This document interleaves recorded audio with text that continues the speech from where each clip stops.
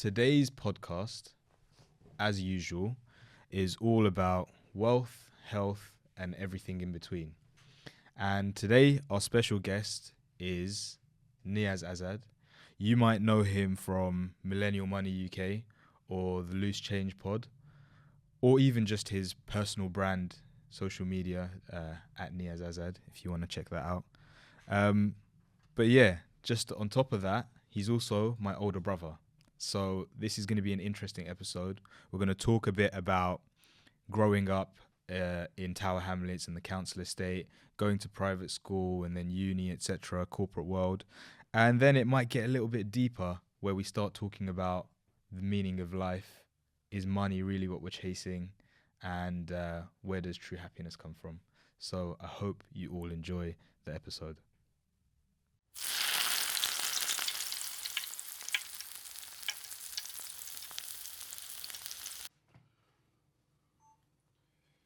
Nice. Perfect. That's my camera, right? We've got two, A, B. Mic check. Get your some semen about with the impact. What you said you wanted to talk about? So should I speak direct? Is it okay if I You can move talk away from it. away from the mic, or is But it like better like directly in, But like directly into it? Directly into it. Okay. But it doesn't need to be- turn like that. Okay. It doesn't need to be too close. What about if it's just down here? Or better. That's fine. Okay, cool. It's just bare in my face. Bismillah. Okay, so this is like a sensory overload right now. All right, cool. So we'll just get straight into it. Give me 2 seconds. Okay, 'Cause I'm no problem. adjusting Are you nervous? No, I'm not. I always get like excitable jitters before. Yeah, I get a bit nervous around cameras. What are you talking about? You're a drama school boy. Nah. That's a long time ago. Mr. Drama School. Disney Academy. Ready to go? Okay, cool. So, yeah, I've got this piece of paper just to make sure that we can stay on track. But I want to start off by, okay, first of all, I might as well just say this is my older brother. Do you want to introduce yourself? Hi, I'm Tamid's older brother. My name's Niaz. I'm excited to be on this podcast. What would you like to know about me? Well, I don't need to know anything else about you. But today I basically want to talk about, the theme of this podcast is obviously wealth, health, and everything in between, basically. So I want to start off by talking about your childhood. And obviously, a big part of your childhood is me. Yeah. But I want to talk to you about before I was born. So we've mentioned in Glory episode days. 1, that I was born in Tower Hamlets in a 1-bed council flat. 2-bed. Actually, Was it 2-bed? It was actually, 1 Tarling bed, has wasn't it? 1 bed, you're right. Yeah. And yeah, obviously I have very little memory before the age of like 3 Yeah. or 2. I do have some memories, but I want you to tell me a bit about life in Tower Hamlets before I was born. So what was it like living in Tower Hamlets? Yeah. Obviously now we've moved from Tower Hamlets to Redbridge, and then you've gone on to live in Nottingham. You've lived in Stratford outside of the home, all these experiences. So how was it those first years in Tower Hamlets? This is such a good question, and I barely ever get to actually explore this. And there's so many people that are like in my life now that probably have no idea that we have this history. And I actually, unlike you, have vivid memories of living in Tower Hamlets and that life before the life we have now. And I actually have like really happy memories of Tower Hamlets. Growing up on a council estate, well, those first early years, it just felt like community. Everyone kind of like knew each other. We felt like we had family nearby. It was my first like experience of like playing outside was on the council estate. So my first memory of like living in a tower block was Tarling House, which was previously in Watney Market in Tower Hamlets. It doesn't exist anymore. And I remember the night. It's such a really funny story, actually. I was 4.5 years old. I remember this very specifically. Obviously, I was too young for anyone to tell me that mum was pregnant and I'm going to have a younger sibling, although they did kind of like prepare me. And then one night I remember waking up and stirring in the middle of the night, and one of our aunties, Shazan auntie actually, was next to me in bed where normally it would have been mum. And I was like, Mum, like, where are you? And rather than telling me that it wasn't mum next to me in bed, Shazan auntie pretended to be mum. She was like, go back to sleep. She was pretending to be mum. I was like, you're not my mum. What are you doing? Obviously, as a kid, I was like, where is my mum? Take me to my mum. And then obviously I was like, I think I kicked up a bit of a fuss. And then I was told that, oh, your mum's actually in hospital because you've got a new baby brother. And that, jeez. And I remember, and then from then I have a memory of like a few months in Tarling House. And then we moved down the road, literally down the road, 2 minutes to Gosling House. Yeah, don't bait out their addresses, bro. Okay, can we beep that? No, it's calm. All right, we can beep that one though. No, it's calm. To another council estate, and I have very vivid memories of that house. We have like loads of pictures and like we have like loads of tapes of birthday parties there. We spent a good few years there, and you lived there until 3. And I remember when you were born, I was just like, it's so funny because I never remember having that only child type selfishness, especially when you were born. I used to just give you, I used to just give you everything. You'd cry and I'd be like, okay, take it. And that is what it was like in like Gosling House. We have really fond memories there because I think Mum made it really fun. We used to have like really fun like costume parties and stuff. Yeah. Yeah.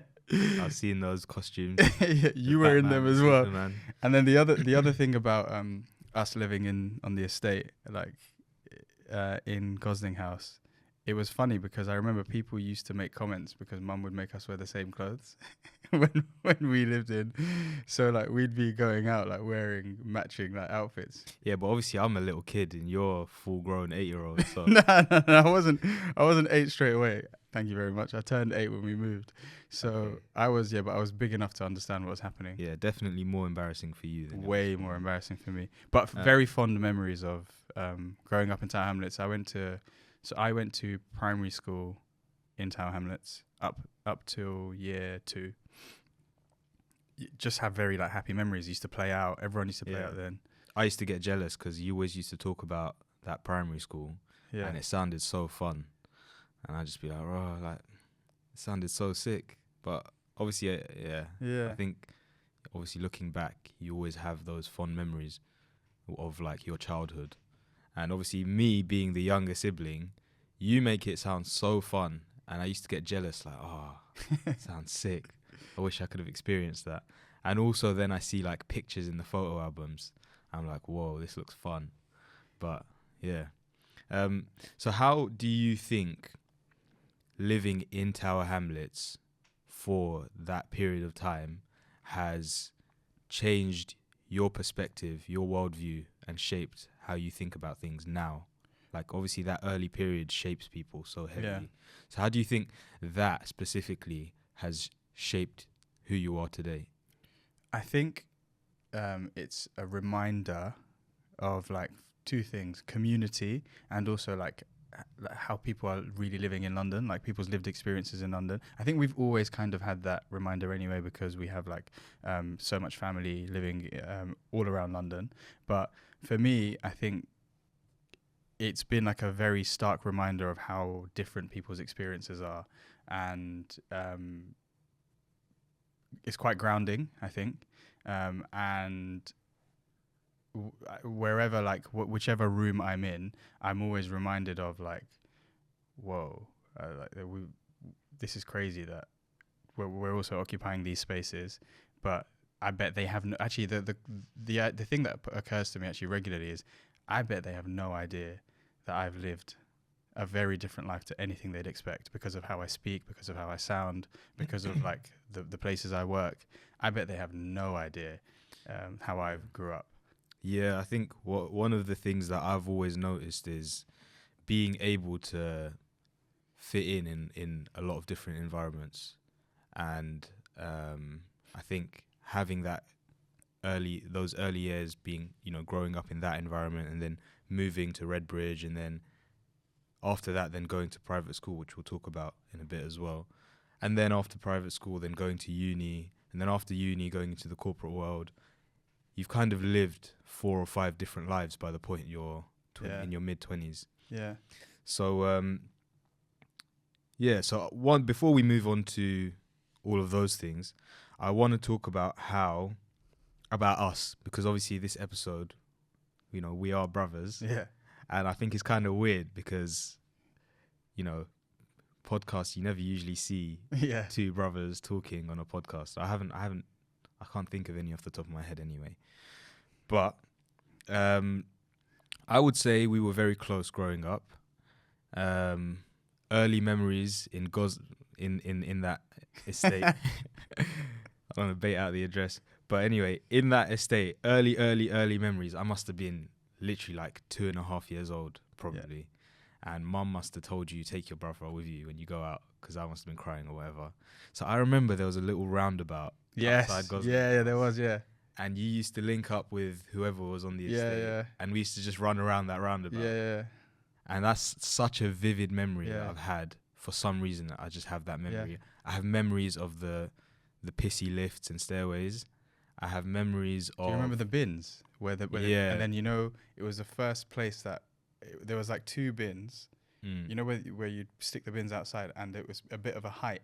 And I'd be like, oh my God, I'm going to jump over it this time. And I'd managed to step over a height. It was like the first time I'd like conquered a mountain, and it was just a big... No, I don't remember that. Big bin top. Yeah.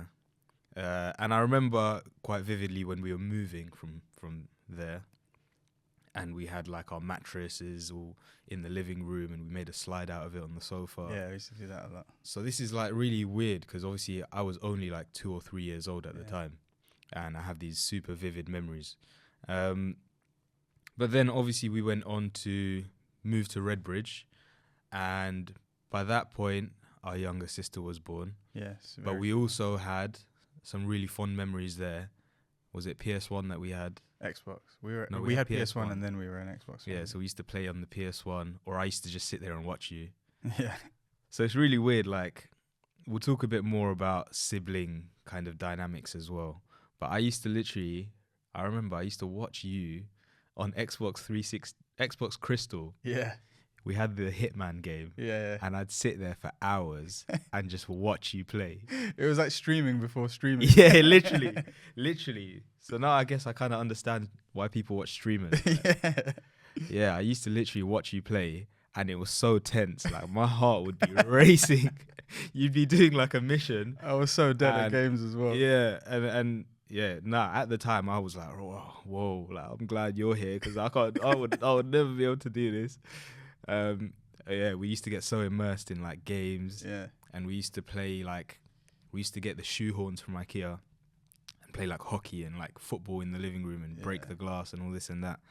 So I feel like, our childhood was very like nice. Overall we can look back and say that we had like a really nice childhood, a lot of fond memories. And then we grew up, went to school, etc. And I wanted to just talk a little bit about sibling dynamics. This is something we've talked about a bit recently, especially in the last few months, which is I've noticed now when I meet people who don't have siblings, and specifically when a young guy doesn't have an older brother,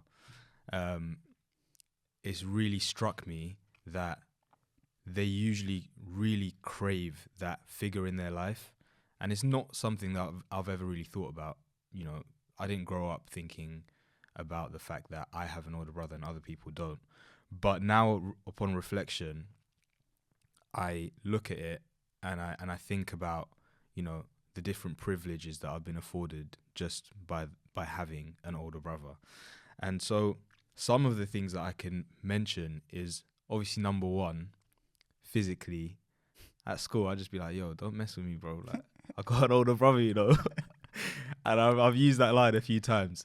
But also, obviously, emotional support and just having a point of reference, I think. Yeah.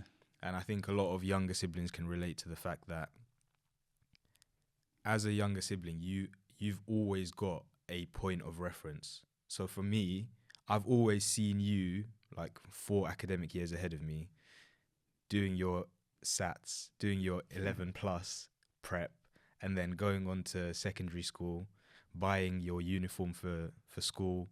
All these things, I've always had a point of reference. And I think the oldest sibling doesn't have that, Yeah. and it really shapes your experience in life, because you're just, as the oldest sibling, everything you do is like you're the first person to do that thing, and every experience is like there's no other layer. Yeah. It's just reference you're point. just going head first into these things. And recently I've really thought about that, and I've really thought about, wow, it's a real privilege for me, because I'm seeing all these other guys, they don't have older brothers, and yeah, they really, I don't know, there really is a sense of like loss, because you know they haven't got someone to go to. And the thing is, I wouldn't say that me and you had a relationship where I would come to you with my Yeah. problems and stuff. So that's why I think it's even more profound, because upon reflection, it's not the fact that I would come to you with Yeah. problems, it's the fact that I knew that at least Yeah. if anything ever kicked off, I have someone there. Yeah. I've actually spoken about you on a couple of podcast episodes discussing that thing and the different symptoms of it. I think it was actually, I was sat in that chair talking about it at some point about my own money trauma. So we were talking about money traumas as like a label for it, Yeah. and like the different impacts it had, but that extended to like decisions I've made in my life. So as you know, I guess a small one is like careers. So when I first graduated, I was unhappy in my first career for several years, and I felt trapped in it for ages, and I didn't realize that I could easily not go into that career and have a bit of a break until I could figure things out. And that actually, even though now I know, and I'm like, oh, that was so silly, I did that and it's fine because I'm doing well now and I'm happy, that has had like a knock-on effect as to like how I approach my relationship with money and security and safety, because well, I'm so like happy with you, for example, and something that I'm trying to learn from you is you have this attitude, which you should obviously as Muslim as well. Like you're like, your attitude is almost like, how will you not make it work, right? And how, or you manage to make it work, or you manage to like create something. And I know that of myself, and I know that in our family we've always been that way. But mine, unfortunately, for a period of life, it was a bit more fear-led. It's like, oh my God, what if I run out of money? Oh my God, what if like I can't find a job? And that was because of those early decisions where I was like, oh my God, I just need to go into something, and I found myself being trapped. That's just like a very small example that I found, that had I had someone tell me, because I've had this conversation now with actually loads of people who are getting into careers now, like people much younger than us, and kind of reflected and given them that advice as well. Be like, don't rush. Like, you don't want to make decisions that might kind of knock you off course for a bit. Yeah, definitely. But again, I think it was a different time as well. Yeah. So when you graduated, again, you're the oldest sibling, and the oldest sibling usually they have like a lot of responsibility. So I grew up and I had like almost like an aloof attitude about life and like school and work. Like, you know, I can take my time. There's pressure, but not any like pressure that will ever, overwhelm me, which is not a good or a bad thing, I guess. It can be negative as well. But yeah, for you, it was very much like you need to set the standard. Mm. Like if you don't, then you're not gonna then your siblings are watching you. Like, what are they gonna do if you don't go and Yeah. graduate and get a job now?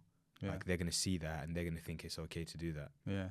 So I think the older sibling always has that kind of pressure and that responsibility that any sibling after the oldest just doesn't have to deal with. And I definitely can see how that's affected both of us in terms of the way we approach things now, even to this day. So, like, for example, you mentioned I'm a bit less risk averse even. So I'll just do things, and I'll maybe sometimes at my own peril. But No, like, it can go both ways. yeah. So I also want to talk about you growing up, because yes, you did have to, for example, pick a more secure route when it comes to things like academia, when it comes to things like work. But also, I think what a lot of people don't know is they see you with your current ventures, Millennial Money, Loose Change, your personal brand, etc. And I think for me, it's like a real life case study, because now when I'm starting, my own businesses and things, I'm looking at, the stories of founders, and again and again and again, they say like these founders, you might see the big kind of success story like Airbnb or Apple or Facebook, but they all did things before that as well that most people don't know about. So I'm not saying you're like some billionaire founder or anything, but inshallah, but you have always had this creative drive. So I remember from a young age, maybe I was just young and you were just a bit older, and therefore I thought everything you did was sick. But I remember specifically you drew a picture of Sonic the Hedgehog. Jeez. And I was like, yo, this guy, he's got God-given talent. I was in year 2, and I took this Sonic the Hedgehog picture into school. Oh, the way I was walking around like I was the guy. And everyone was like, yo, whoa, did you draw this? I don't know what I said, and maybe I said I drew it, but I was the guy that day. Anyway, you've always had this creative drive. So you actually got a scholarship for art when you were, 16? 16, yeah. So you got an art scholarship to at the private school that you were at. And even from the age of like, I don't know, like 8, 9, you used to be really into art and drawing. Yeah. And you were actually decent. Yeah. You were quite good. But also, you've always had little side quests that you would work on. I don't want to embarrass you, but there was that one in year 7, 8 that you did, and then the what with the studio? Yeah. Okay, yeah, we know he's talking about. And then there's like even at school, like you were just always doing things, generally creative things, and they would actually get traction as well. Like they wouldn't just be some random little kid. It was you were a kid, but it wouldn't just be like you were doing it and no one rated it. Like you would do it, you would learn how to use like MySpace, for example, change up the design with HTML and stuff like that, and then get thousands of views and plays and start collaborating with other artists. Yeah. And all the while you're a 13-year-old kid. Yeah, it's crazy actually. That's another part of my life that I'd actually just locked away. Yeah. And even did you go on BBC Asian Network? Yeah. So to the point, and the thing is, like, I know we joke about it and laugh about it, but looking back, like, wow, that's actually really impressive. Like, there's people now in their 20s that are trying to do exactly that, and they just don't have it. Yeah. But yeah, so I just wanted to ask you, what do you think it is that has driven you to continuously pursue these creative ventures? I don't know if it's the way my brain works, but I think I approach it like as like play first, and it's something that I actually definitely but even before it catches traction, it's just like fun. It's just playfulness to me, and it helped me break out of like the boring routine. Do you know, I was actually, when you were saying that, I was remembering periods at home when we were younger, away from like the homework and the revision. And when we had spare time, obviously there was periods where like we couldn't go out, right?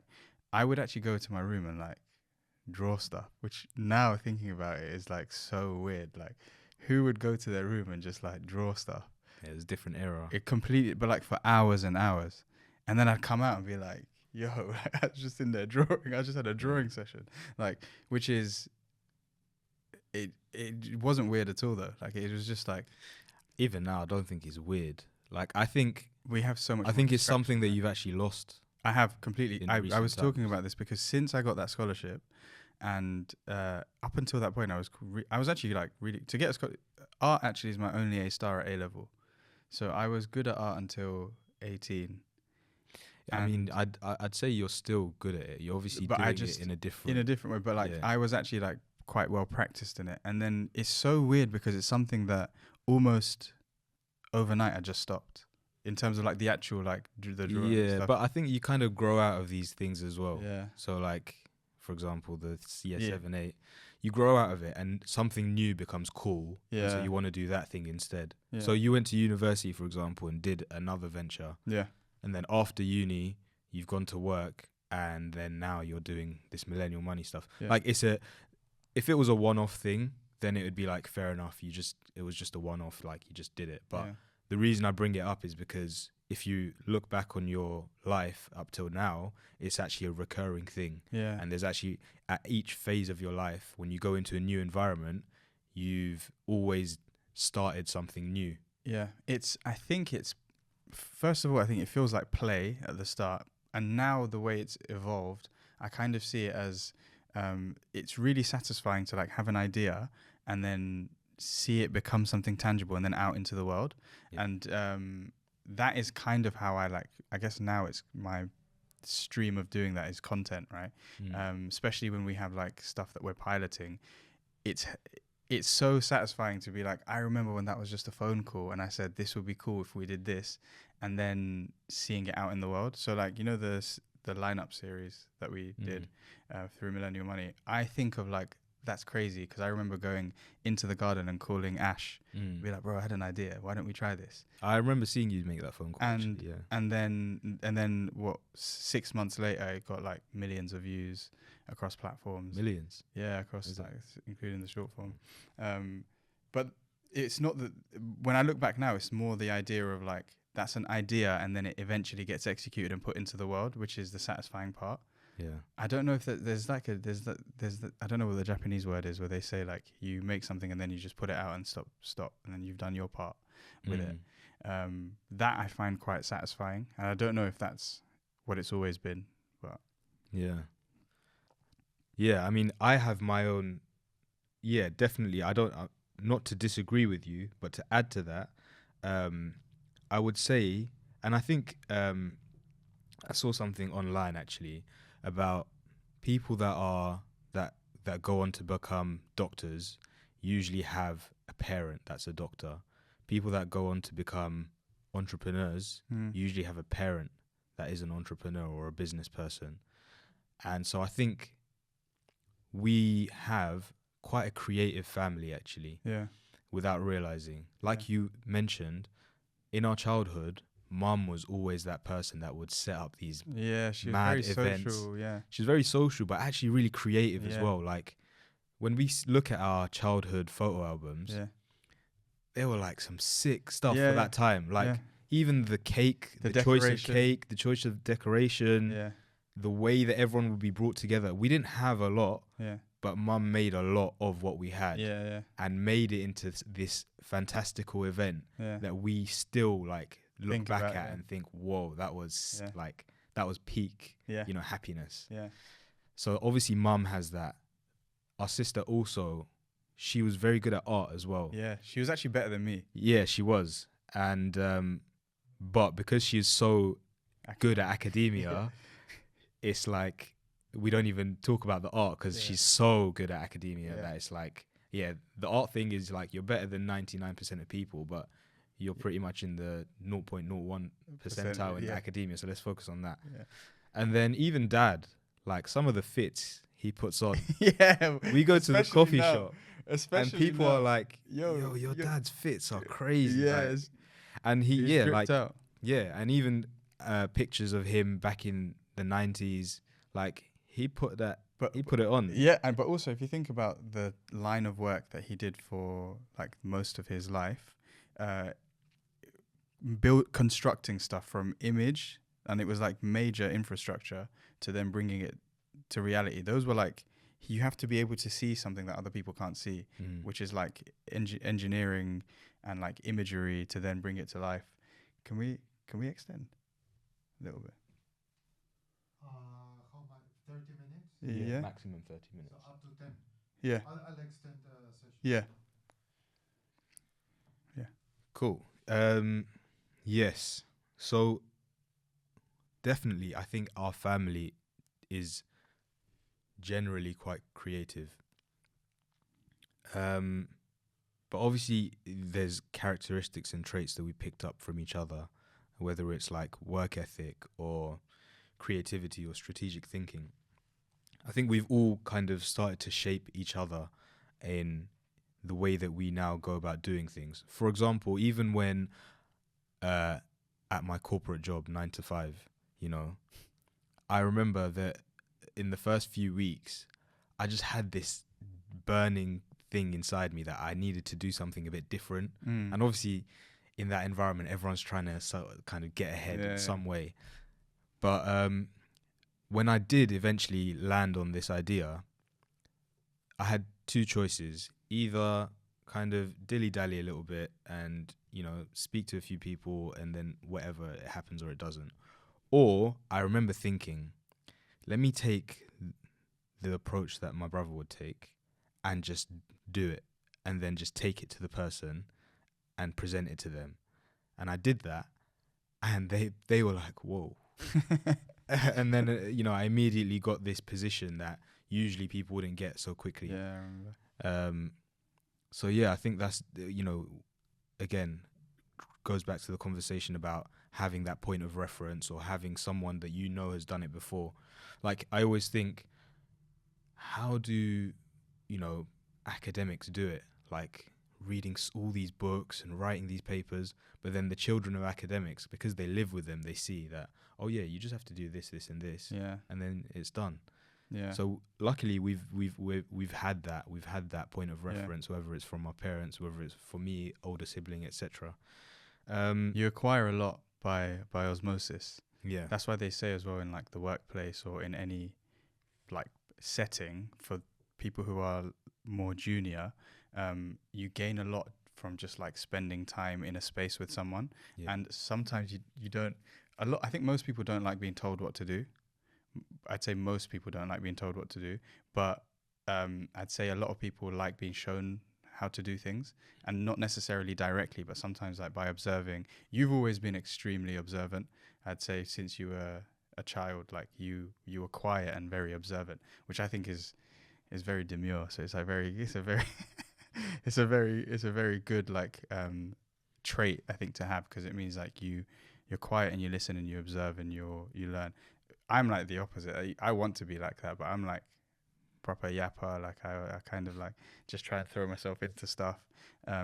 But naturally, everyone actually learns quite well from watching other people that they are around, people that they look up to, people that they admire, or people that they feel like they want to, I don't know, recreate some of the things that they're doing as well. Yeah, definitely. It makes everything a lot easier having, someone to show you or someone to copy, basically. Yeah. But yeah, I wanna dig a bit deeper into this kind of general topic of privilege, because obviously Hausa, we do, in the business side, we do property management, real estate, and in the general content side, we like talking about wealth and how important investing is to set yourself up, set your children up, and your grandchildren, etc. So we're very fortunate to be born into a family that relatively has enough wealth for us to be comfortable. And that is because of dad's investments into real estate. So obviously we grew up in the council estate. Dad ended up buying that property, Mm. and then we moved to Redbridge, where Dad ended up buying that property as well from the money from his previous business. And we've seen how in one generation Mm. you go from council estate to suburbs to then launching into this world of now going to private school, Mm. which only like 5% of the UK population is able to do. Mm. So that investment has now taken your family and completely changed their lives Mm. and opened up these opportunities and this world that otherwise would never be accessible. Yeah. So, yeah, obviously your page is also about Yeah. personal finance. So, yeah, do you have any thoughts on I do. on this? This is like a really interesting topic that I'm like diving into a bit more recently. I've noticed, like, even with like a lot of the content that we put out, I've noticed when I look back, it's like the evolutions in my like financial journey as well. And the big thing that I'm like really interested at the moment is wealth. And I think I previously misunderstood what wealth meant, and I'd mix it up for like someone that's rich or someone that earns a lot of money. And wealth is actually my perspective. Wealth is something that's entirely different. I think wealth is actually built over generations, and sometimes that can be expedited and sped up through very good investment choices, right? So investment is the vehicle to acquire wealth, but wealth actually lasts, if done right, many lifetimes, not just one generation's lifetime, or not just one person's lifetime. So most wealth, particularly in the UK, particularly in Western economies, those families that have wealth, it's inherited. Majority of wealth is actually inherited. And then income, or if you have a high income, you're not necessarily wealthy. You just have a high income whilst you're tethered to a particular service, right? And in order to acquire wealth, you then have to utilize that income to make investments to build wealth. So I've like tried to like really like make sure that people begin to understand the difference between like having a high income and acquiring wealth, because a lot of people think, and this is particularly in our communities as well, and particularly young people now, we're reaching the age now where people are like starting to earn good money. That doesn't make you wealthy.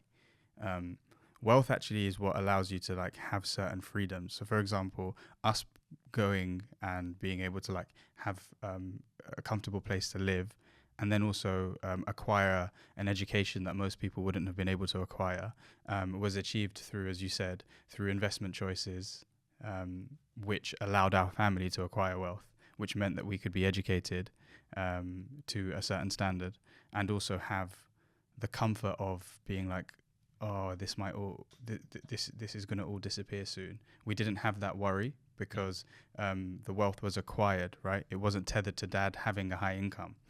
So the funny thing is, and Dad used to, I remember now, he used to talk about this. I would say at any one time he didn't, until except for his businesses before, which did really well, he didn't ever really have a high income, but he has managed to acquire more wealth than people who had a very high income. But actually that income was spent not acquiring wealth, but servicing and financing lifestyles. So I think it's a really like important distinction to make, what wealth can actually buy you. Yeah, 100%. So like an example of that would be an investment banker before 2008. Lots of money, sending their kids to private schools, living a good life, house, mortgage, whatever.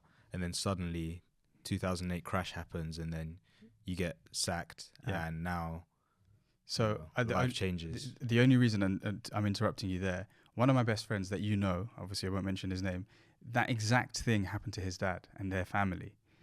The 2008 crash completely changed their lives, and his dad was never able. His dad used to work for Lehman Brothers, and then he had like they had like an amazing house, pools, like, and they like had this like quality of life. And they still continue to have a good quality of life, but that 2008 crash really impacted his dad.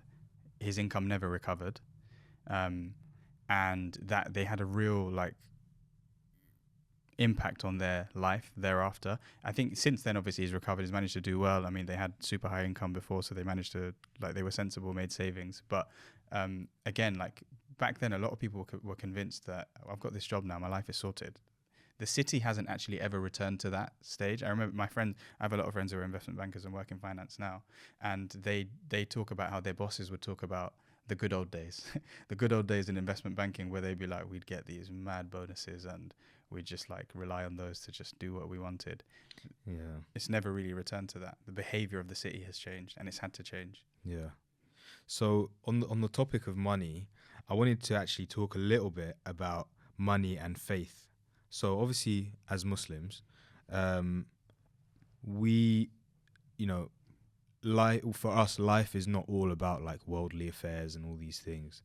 But we're not discouraged to pursue wealth, and actually, you could argue that we're encouraged to pursue wealth to benefit people.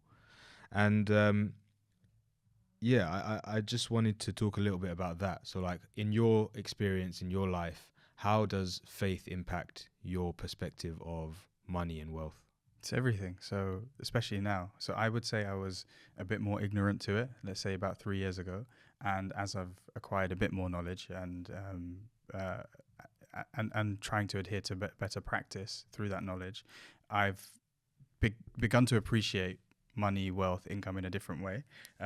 One of the things is, you're absolutely right. I think our faith teaches us and encourages us, if you have the means to do so, to go out and get wealth, because that can be utilized in the pursuit of your faith really well. And some of the greatest examples that we have in our faith, they were extremely wealthy people. Some of the Sahaba, I talk about the Ashara Mubashirin, the 10 companions promised paradise. At least half of them were extremely wealthy, and people have put different figures on what that level of wealth was. So seeking wealth is actually encouraged, if done in the right way and for the right reasons and for the right intentions. But how it impacts me, I've had to remember what I was talking about earlier, and I say this because this is something that I'm really trying to challenge in myself. The fear-based approach to my finances is something that I need to lose, and I'm working on losing, because I shouldn't have that, because I'm not in control of how my affairs are going to play out, right? And I need to have greater trust and greater tawakkul that is going to be provided for me. And it's a problem that I've identified in myself because of my faith, that I'm putting too much on myself, too much pressure on myself, and also too much trust in myself that it's all up to me. That's not the case. The other thing is, number one, because of our faith, but also because of our parents. A huge thing in our family that I would say, and I'm not saying this to like inflate like our practices or anything, I would say it's faith-led, is charitable practices, particularly like from our parents. I think it was something that was really encouraged all the time, is whenever we come into any money, a good way to purify and actually increase that provision is to give in charity. Actually, something that from you that I've learned as well is sometimes to give almost to the point of, oh, that's like I'm stretching a bit. And I kind of tried, and that I kind of try to remind myself, actually, because we're told that when you give to the point where you're like, oh, I might be stretching a bit, I don't know, that is much more rewarding to do so. And in my life, I've noticed, especially in the last, actually for as long as I've ever known, but particularly I've noticed it in the last 5 years, I can give you so many examples of when I've given charitably, sometimes within the same day, sometimes within the same hour, I've received income from a place I did not expect. And obviously it doesn't always work out that way, but that's been like a stark reminder to me to be like, yo, this isn't all in your control. And that has really influenced and impacted my behavior. So having less fear and greater trust, being much more charitable, for the sake of Allah, and being much more charitable, and because I know it benefits me, are two huge ways. But also the next way is about being responsible and not like showing off when it comes to your money. And that's, again, a fine line. I've definitely fallen victim of, like, when I started to earn a bit more money, I was like, I don't know, spending money on like clothes and stuff, like, and really, who was I doing that for, right? Was I doing it to show off a bit? Like, I don't know. And over time, and also because of some people in the comments, I realized that who and why am I doing this, right? For Yeah. and that has begun to like influence the way I approach my money and my finances, and also thinking much longer term. Yeah, definitely. And I saw like a short or a reel the other day, and it was random, European guy talking about charity.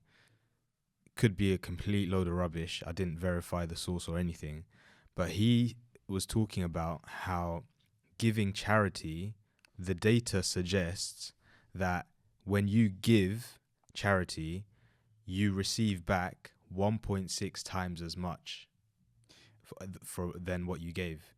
I don't know exactly how they calculated Yeah. this or I've seen what yeah. the variables were. Yeah. I can't remember quite correctly, but it might have been something to do with psychology as Yeah. well. But obviously, we are taught, Yeah.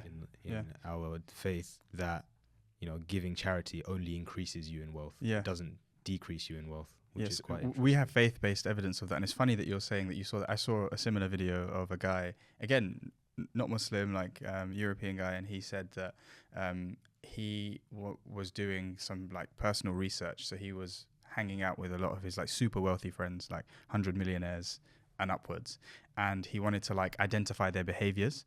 And one of the main things, and what he put down as the main thing that he identified was that they all gave significant amount of their wealth in charity constantly without thinking about it.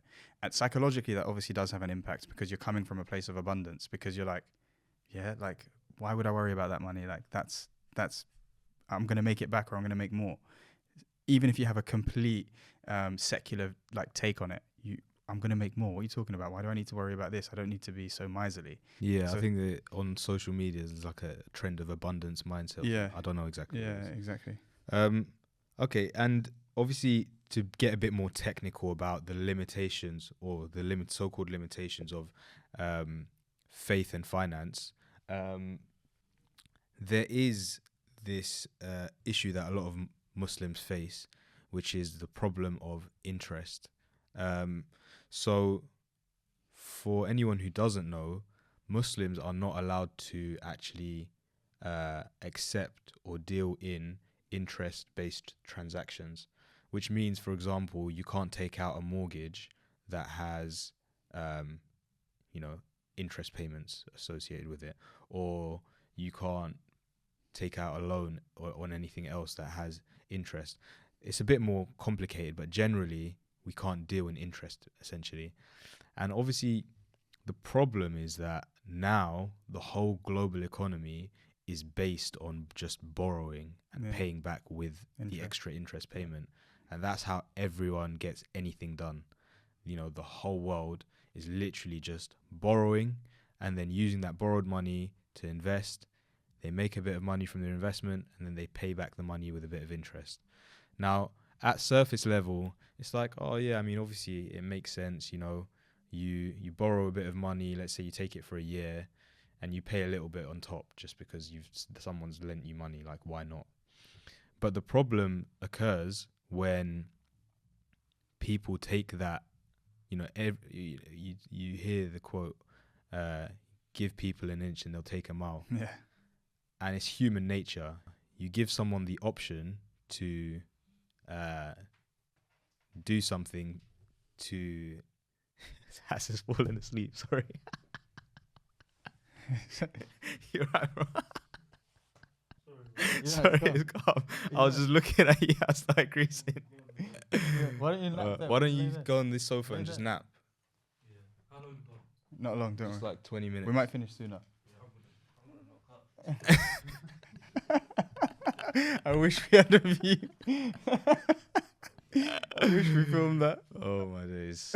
I just turned around and saw him fully asleep. Where were we? So so basically interest. So the reason that it's an issue is, for example, in real estate, there's this really common strategy called BRRRR. Yeah. And it basically means buy, renovate, rent, remortgage, and repeat. Yeah. which basically means you buy a house with a fat mortgage, like you only put like 5% deposit down or whatever. You buy it and the rest is just mortgage. It might be like, you know, a really crappy house. You bought it cheap. You do it up with like 10K, 20K, and then you rent it out. So you start making money from it. And then you immediately remortgage it. So you pull out that money again and you use that money to buy another house, And renovate it again, remortgage it, and you just keep repeating. And a lot of people actually made like a lot of money. They accumulated a lot of wealth doing this. The problem comes when all of a sudden the system crashes. For example, when COVID happens, no one predicted it. And all of a sudden COVID happens. The government now is like in panic mode. They might suddenly increase interest rates, which means mortgages are more expensive to pay back. People aren't going to work, so they can't afford rent. So now you're not getting your rent payments. And if you're not getting your rent payments, you can't pay back the mortgage. So then the bank starts repossessing all your stuff. And it causes this, like, just as quickly as you've like exponentially increased your wealth, it all comes crashing down. And when that happens on like a global scale, things like the 2008 financial crisis happen, COVID, the economic issues that have arisen from that, and we're still now dealing with. And usually the worst thing is it's the poorest in society and the most vulnerable that are affected the most, and they often pay with their lives, their health, and everything else. Whilst the rich, everyone gets affected, but they just don't get their bonuses, or they can't, you know, go on holiday as much anymore, things like that. But the people that are literally just fighting for survival every day, they're the ones that are usually hit the worst by these kinds of crashes. And Ray Dalio, who's like a super world famous hedge fund owner, he's got a really good video on like economic cycles, and he outlines it, literally a cartoon, and it tells you how the interest rates and how interest essentially controls the world economy and creates these cycles. So those who are in the know, they know that these are all just cycles. Those who aren't in the know and are just being affected by the cycles are going through these traumatic kind of experiences because of the way that the world economy is run off interest, which is obviously is very, very peak. It's scary. It's an artificial measure and instrument, if you think about it from our perspective, right? Because the whole point of like the way I like to look at it, if you take an extra step back, and the faith-based way of why like Islam prohibits it, amongst other things, is interest represents exploitation of some kind. Like if you follow interest down the chain of the impacts that it has, something or someone is being exploited because of interest and the impact it has on the economy. I think in a previous podcast we were speaking about how the riba-based system, so the interest-based system, has had a downstream effect on what's happening in Sudan and Congo. And you would never like associate the two, but actually, if you were to look at the technicalities of why the conflict in Sudan is ongoing and some of the things that have caused that, it relates back to interest-based systems and the upkeep of interest-based systems. Yeah, I mean, generally, it's all about greed, isn't it? Exactly. Like those who have the opportunity to take it, take too much, cause this crazy crash, and then those who are the most vulnerable suffer as a result. Yeah. Which is, and finally, I just want to finish on this. It's the idea of financial freedom, which obviously is it's like a buzzword that's used everywhere nowadays. Everyone talks about financial freedom. You need to have financial freedom. You need to escape the 9-to-5, the rat race, whatever. But something happened recently that made me completely rethink the whole idea of financial freedom. And basically, the billionaire founder of Telegram, which is like a communication app, Pavel Durov, he got arrested in France, and they literally arrested him, put him in jail. They wouldn't let him leave until he answered their questions, and he had to pay 5 million euros just to get out on bail, basically. Yeah. And it made me think, like, we are all chasing this number that we think is going to buy us freedom. And we think freedom is like escaping the 9 to 5 or, you know, not being in the rat race anymore. And yet a billionaire was arrested and his money couldn't save him. Yeah. Like, Yeah. they got him Yeah. and he's just there and he's clearly not free. Yeah. So it made me really rethink this idea of financial freedom. To some degree, yes, money will buy you out of certain scenarios. For example, you have food on your plate, you can provide for your family, and you might now own a little bit of your time back if you, for example, escape the 9 to 5 or whatever. But really and truly, does that mean that you're now free? And clearly it doesn't, because money doesn't just buy you out of any situation. Yeah, it's so no true. matter how much you have. It's so true. I think there's a couple of things that like influence that, and I'm like kind of having those similar thoughts as well. I think partly we've like swayed between the other side as well, is because naturally, like our household, I'd say we're quite ambitious in like what we want to achieve, and without knowing it. So I think that's why we always feel like, oh no, we need to do more to like acquire a level of freedom or like certain outcomes. But I remember seeing something, I don't know how they articulated it way better than I'm going to articulate it now, but they say like the freest person is actually the person that just has enough. And having enough is entirely subjective. There are people who are like, I'm actually really happy, I have enough. Like I'm blessed, I have enough. I provide for my family, I have a good job that doesn't stress me out, I get to fulfill all of my obligations and duties, and I have good health. I have enough. Yeah. Those are the wealthiest people in the world. And I actually envy those people. Yeah. 100%. I mean, like, for example, Elon Musk, I think he said something like, how can I be the world's richest man when I can't even raise like a legion to defend me or to do anything? Obviously, very exaggerated example from Elon Musk. Yeah. But that exact thing. Like, again, Elon Musk, there's certain things money can't buy. For example, money cannot buy the love of your family and friends. You can't buy it. Like, it has to just come from within. And money cannot buy you, for example, security. Pavel Durov, he's got arrested. He can do nothing about it. Yeah.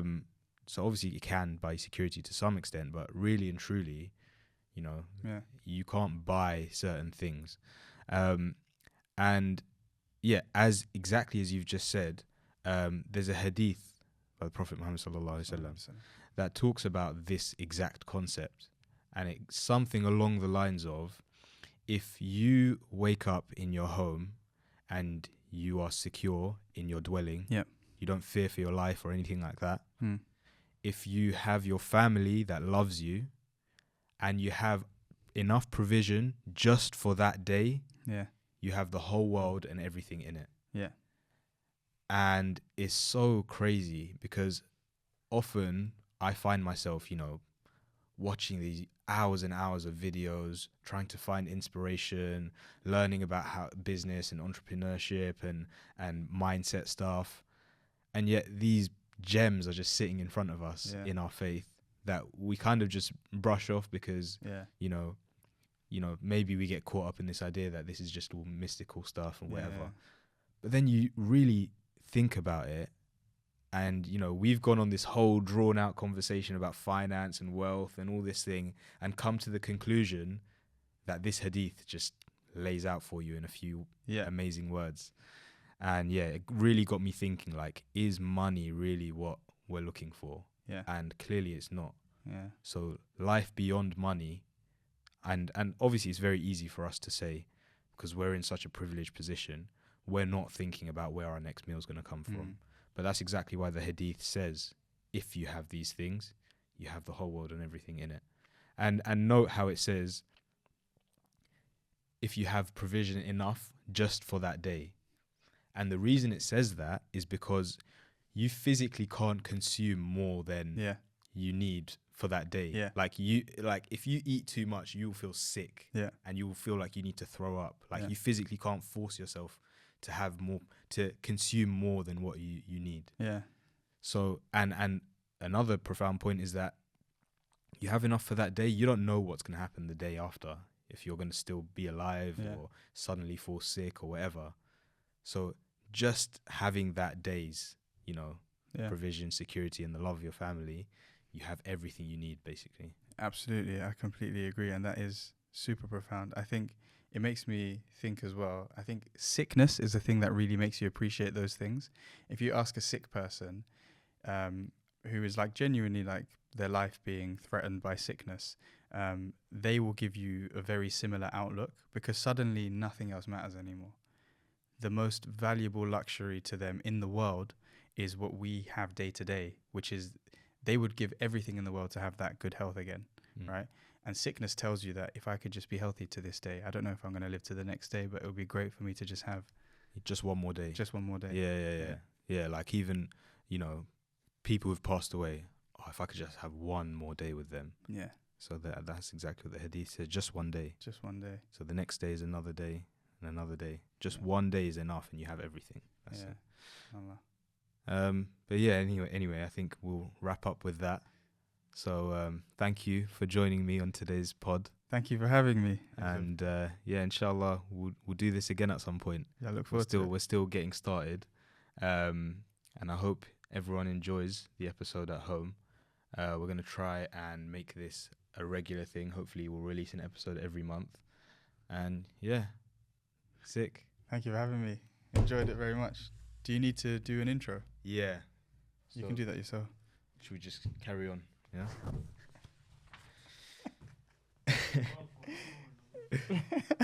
I wish the vlog camera was on us at the time. We need to make sure we reference that. So you might as well record him now.